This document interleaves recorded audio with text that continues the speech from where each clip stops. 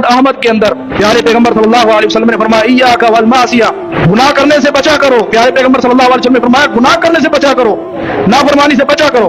फइन्ना bill मासियती, बस बेशक गुनाह के साथ अल्लाह रब्बुल इज्जत नाराज हो जाता है। तुम नाफरमानी करते हो, इसे तुम्हें अल्लाह रब्बुल इज्जत की नाराजगी मिलती है, अल्लाह ताला नाराज हो जाता है। जो तुम्हारा खालिक हकीकी है, जिसे तुमने अपना राब्ता मजबूत करना चाहिए, वो तुमसे नाराज हो जाता है। वमन युहिनिल्लाहु फमा लहु मिन मुकरिमिन, जिसे अल्लाह ताला जलील करना चाहे ना, जिसको अल्लाह ताला जलील कर दे, फिर दुनिया के अंदर उसको कोई इज्जत नहीं दे सकता। दुनिया का कोई माई का लाल उस शख्स को इज्जत नहीं दे सकता जिसको अल्लाह ताला जलील कर दे। वमन याशु अन जिक्रिर रहमान, जो अल्लाह रब्बुल इज्जत के जिक्र से रूगिरदानी करता है, अल्लाह रब्बुल इज्जत के जिक्र से मुंह मोड़ता है, मुकय्यिज लहु शैतानन, अल्लाह ताला खुद कहते हैं कि हम उस पर शैतान को मुसल्लत कर देते हैं। और जिस शख्स पर अल्लाह ताला शैतान मुसल्लत कर दे, उस शैतान को कोई उतार नहीं सकता।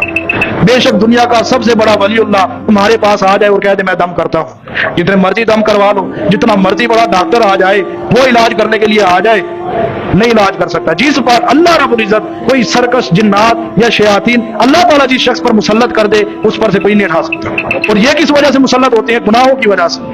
मुहद्दिसीन अपने शागिर्दों को नसीहत करते थे कि अगर तुमने कुरान पाक को याद करना है, अल्लाह के ज्यादा करीब होना है, अल्लाह की कुर्बत को पाना है, तो गुनाहों को छोड़ दो।